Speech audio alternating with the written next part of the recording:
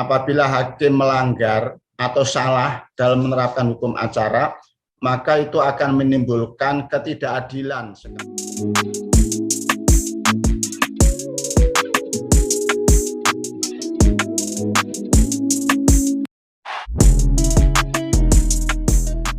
Bapak, Ibu, dan saudara sekalian yang saya hormati, pada kesempatan yang baik ini, kami diberi tugas oleh Pak Direktur Jenderal Badan Peradilan Agama untuk menyampaikan temuan hukum acara perdata dalam berkas kasasi dan PK. Hukum acara ini sangat penting karena hukum acara ini sesungguhnya adalah aturan main yang mengikat kepada para pihak, tapi juga sekaligus para hakim.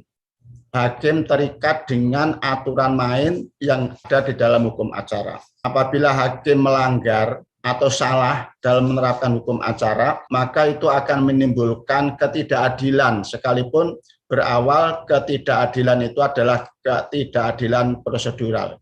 Tetapi ketidakadilan prosedural ini akan berakibat pada ketidakadilan substansial. Misalnya, orang salah menimbang alat bukti. Mestinya kalau pertimbangannya benar, objek itu tidak terbukti. Tapi karena pertimbangannya salah memahami dan salah menimbang, maka oleh hakim dianggap menjadi terbukti. Sehingga ini akan menjadikan kezaliman bagi hakim terhadap para pihak. Karena itu pada kesempatan ini izinkan saya ingin menyampaikan beberapa temuan di dalam berkas perkara kasasi dan PK.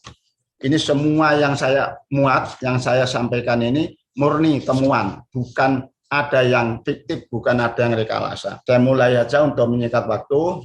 Yang pertama, ini kasus posisi, eksepsi kompetensi relatif tanpa jawaban pokok perkara. Jadi sering ada pihak yang biasanya dengan pengacara itu menyampaikan jawaban, dia hanya mengajukan eksepsi relatif atau eksepsi yang lain, tetapi tidak diikuti dengan jawaban pokok perkara. Penggugat mengajukan gugatan waris umpamanya. Tergugat dalam jawaban pertamanya mengajukan eksepsi relatif tanpa mengajukan jawaban pokok perkara. Kemudian dilangsungkan dengan proses jawab-menjawab sampai pembuktian dan menjatuhkan putusan eksepsi yang pada prinsipnya eksepsi ditolak. Pada proses berikutnya, tergugat mengajukan jawaban pokok perkara, replik, duplik, sampai pembuktian dan menjatuhkan putusan yang pada prinsipnya mengabulkan gugatan penggugat. Pak Direktur, sebagai moderator, kami pada kesempatan ini ingin lebih banyak berdiskusi. Karena itu saya ingin mendapatkan tanggapan dari auden, dari peserta. Baru nanti setelah itu kami akan menyampaikan bagaimana sebenarnya. Nah, permasalahannya bagaimana sikap hakim dalam menghadapi pengajuan eksepsi tanpa dibarengi dengan jawaban pokok perkara tersebut. Apakah hak-hak para pihak tetap kita berikan sebagaimana proses normal, bagaimana dan kenapa kok begitu, mohon untuk dijelaskan. Silakan, mungkin ada dari peserta. Baik, terima kasih Yang Mulia. Kami langsung lemparkan kepada para peserta. Ya. Ada dari Pengadilan Agama Majalengka. Silakan dari Pengadilan Agama Majalengka untuk memberikan tanggapan terhadap kasus ini. Ya.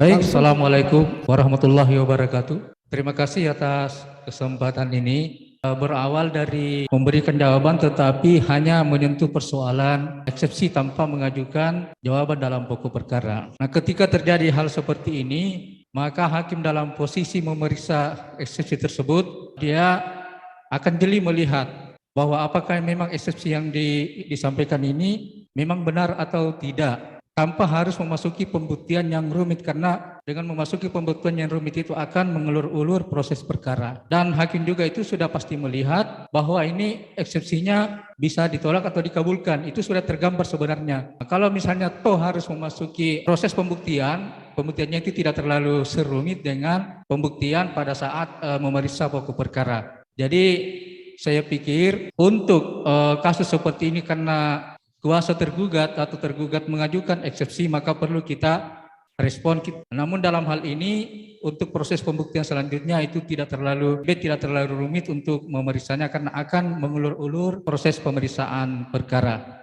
Jadi untuk selanjutnya, setelah jelas dan gamblang kepada kita mengenai status daripada eksepsi ini, maka kita sampaikan kepada tergugat bahwa silahkan untuk mengajukan jawaban. Ini dalam rangka untuk mempercepat proses perkara supaya akselerasi proses perkara kita juga ini bisa tercapai, tetapi tanpa harus mengorbankan kualitas dari perkara tersebut. Saya kira untuk sementara sekian. Assalamualaikum warahmatullahi wabarakatuh. Berarti kasus posisi itu sudah benar ya Pak ya?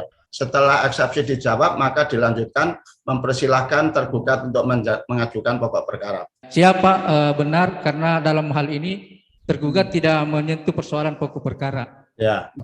Oke, kita lanjut ke PA Purworejo dulu. Bismillahirrahmanirrahim. Assalamualaikum warahmatullahi wabarakatuh. Nama saya Abdurrahman dari PA Purworejo. Terima kasih sudah dikasih kesempatan. Pendapat saya bahwasanya jawaban itu kan bagian dari prinsip audi et alteram partem. Dalam arti bagaimana kita mendengarkan kedua belah pihak. Jadi ada ruang untuk jawaban. Dan saya menganggap bahwasanya eksepsi adalah bagian dari jawaban. Eksepsi adalah merupakan jawaban terhadap formil perkara, sedangkan jawaban pokok perkara itu material itu berbeda. Ketika saya melihat ini sikap saya, ketika misalnya ada eksepsi tanpa jawaban, maka saya sebagai hakim untuk sederhanaan, kemudian juga memberikan kelancaran dalam persidangan, saya akan memberikan pemberitahuan bahwasanya tolong pokok perkaranya ini disampaikan juga jawabannya, dalam arti ada perbaikan. Karena kalau saya melihat dari permasalahan kasus posisi yang ada ini menjadi berlarut-larut, nanti bisa ada eksepsi dibahas jawab menjawab, kemudian pokok perkara jawab menjawab, ada lagi rekonvensi jawab menjawab. Saya pikir ini sudah menyalahi dari asas sederhana dalam menjalani hukum acara. Jadi saya melihat hal ini adalah salah. Ketika hakim melihat ini, hakim harus meluruskan hukum acara. Ini pada umumnya saya lihat mungkin prinsipal yang tidak mengerti tentang hukum acara. Terima kasih, singkat aja itu yang mulia. Assalamualaikum warahmatullahi wabarakatuh. Terima kasih Pak Abdurrahman. Ya. Yang lain dua aliran ya. Ada dua pendapat yang Majalengka itu mengatakan tetap mengajukan pokok perkara, tapi ini dinasihati. Kalau dia tetap tidak mau mengajukan pokok perkara, gimana Pak Abdurrahman? Umpama setelah dinasihati, dia tetap tidak mau mengajukan jawaban tentang pokok perkara, tapi dia hanya mengajukan eksepsi. Gimana sikap hakim? Kalau tidak mengajukan pokok perkara, saya menganggap namanya itu reverte, Pak. Berarti dia tidak menolak dan dia juga tidak mengakui. Saya menganggap pokok perkaranya reverte masuknya. Terima kasih. Berarti masih diberi kesempatan lagi mengajukan pokok perkara? Saya anggap tidak Pak, ketika saya sudah nasihatin tidak mengajukan pokok perkara, saya menganggap dia masuk kriteria reverte, tidak menolak dan tidak mengakui. Masih. Mungkin yang lain, ada yang lain? Baik, kita lanjut ke PA Sentani. Wabarakatuh.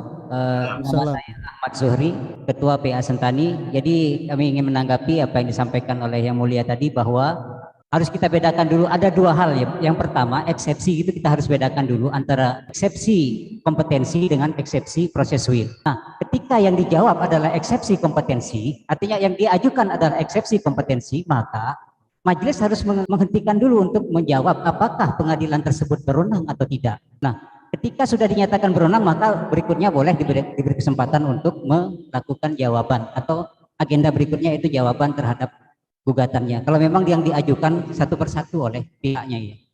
Ini sudah jelas Pak, saya potong Pak. Ini sudah jelas dalam kasus ini eksepsinya relatif. Sudah ditulis bahwa mengajukan eksepsi relatif. Ya Pak, ya Yang Mulia, kalau memang eksepsi adalah eksepsi kompetensi seperti itu, maka tidak masalah. Artinya kita jawab, majelis harus menjawab dulu eksepsi itu, apakah pengadilan tersebut berwenang atau tidak. Apabila berwenang, maka agenda berikutnya memberi kesempatan kepada pihak tergugat untuk mengajukan jawaban. Seperti itu Pak, kalau dari kami PA Sentani menanggapinya.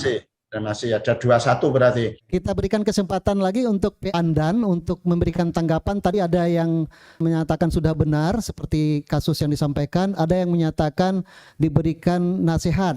Kalau dia tetap tidak mau memberikan jawaban pokok perkara, nanti dilanjutkan. Silakan yang lain. Dari PA Pandan. Assalamualaikum warahmatullahi wabarakatuh. Waalaikumsalam warahmatullahi wabarakatuh. Ketua PA Pandan. Saya menanggapi dari permasalahan yang diajukan oleh Yang Mulia bahwa ketika pihak karena kita tidak tahu pihak ini pakai kuasa atau tidak, apakah berpendidikan pengetahuan hukum atau tidak, sehingga dia mengajukan eksepsi tentang relatif. Majelis hakim ketika pihak mengajukan secara sendiri apalagi mengajukan tentang relatif, maka harus melakukan sidang insidentil untuk menjawab terhadap persoalan yang diajukan oleh pihak tergugat. Ketika terbukti bahwa itu adalah bukan relatif pihak pengadilan yang dituju, maka majelis hakim harus menghentikan perkaranya gitu kan. Kemudian kalau ternyata tidak terbukti maka perkaranya dilanjutkan dengan jawaban. Itu untuk pemeriksaan terhadap relatif tersebut. Ya, masih. Baik, terima kasih. Sudah ada 5 penanya tadi yang menyampaikan tanggapan. Nah, terima kasih. Ini rata-rata jawabannya kasus ini sudah benar. Dalam pengertian setelah ada eksepsi relatif, eksepsinya dijawab, terus kemudian dilanjutkan dengan menyampaikan pokok perkara, kan begitu ya. Kesimpulan beberapa orang itu bahwa ini benar, setelah itu diberikan eksepsinya dijawab, baru dilanjutkan dengan pokok perkara.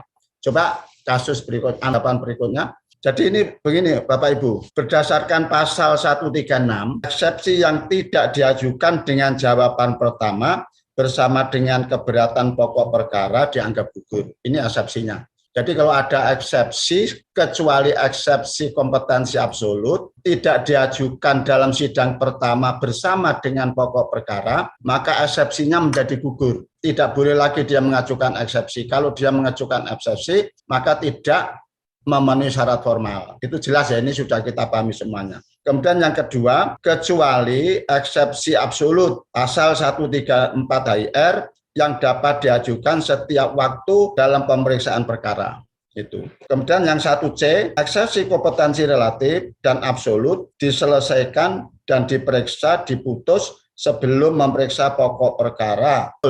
Catatan, kalau itu ditolak putusan sela, eksepsi dikabulkan itu putusan akhir, dapat dibanding dan dikasasi. Jadi yang pertama ini menegaskan kalau ada jawaban pertama tidak mengajukan eksepsi, eksepsi kompetensi relatif dan eksepsi tentang pokok perkara, maka eksepsinya menjadi gugur. Nah, sedangkan yang kedua ini, pasal 144 RW, tergugat wajib mengajukan semua eksepsi bersama-sama dengan jawaban mengenai pokok perkara. Ini kuncinya. Jadi tergugat wajib mengajukan semua eksepsi, maksudnya kecuali eksepsi absolut ya, bersama-sama dengan jawaban mengenai pokok perkara. Nah ini, apabila ketentuan tersebut dilanggar, maka gugur hak tergugat mengajukan eksepsi. Kalau tergugat dalam jawaban pertama pokok perkara itu tidak mengajukan eksepsi, maka gugur haknya untuk mengajukan eksepsi. Nah kemudian bagaimana kalau pada jawaban pertama itu tergugat tidak mengajukan pokok perkara, kan begitu ya. Kalau tidak mengajukan eksepsi, dalam jawaban pertama itu eksepsinya gugur. Tapi kasus ini dia tidak mengajukan pokok perkara, tidak mengajukan jawaban pokok perkara, tapi hanya mengajukan eksepsi. Bagaimana hak eksepsinya, bagaimana pokok perkaranya. Nah, ini nomor 2C, jika jawaban pertama hanya memuat eksepsi saja, tidak dibarengi dengan jawaban terhadap pokok perkara, maka hilang hak tergugat untuk mengajukan jawaban pokok perkara. Jadi kalau dia tidak mengajukan jawaban pada sidang pertama itu, tapi hanya mengajukan eksepsi, maka ya sudah, haknya untuk mengajukan jawaban pokok perkara menjadi hilang, menjadi gugur. Tidak boleh lagi dia diteruskan untuk mengajukan jawaban terhadap pokok perkara. Nah, kasus yang terjadi ini sehingga perkara menjadi berlarut-larut. Dia mengajukan eksepsi relatif, kemudian eksepsi ini dijawab, ada replik, ada duplik, sampai pembuktian dan diputus. Kemudian setelah ini diputus, dia diberi kesempatan untuk mengajukan jawaban pokok perkara kembali. Ini kan menjadi 2 kali sidang, 2 kali berurut tentang replik, dupliknya, dan jawabannya. Karena itu hendaknya, dan rata-rata teman di PA seperti itu, diberi kesempatan untuk mengajukan jawaban setelah eksepsinya ditolak. Padahal sebetulnya eksepsi relatif dan eksepsi di luar kewenangan itu kuncinya harus disampaikan bersama-sama dalam sidang pertama bersama dengan jawaban pokok perkara. Kalau dalam eksepsi itu dia pertama itu tidak mengajukan jawaban pokok perkara, maka pokok perkara menjadi gugur. Sama kalau dia pada jawaban pertama hanya mengajukan pokok perkara, tapi tidak mengajukan eksepsi, maka eksepsinya menjadi gugur. Begitu anunya Pak Direktur. Mudah-mudahan ini bisa dipahami oleh teman-teman.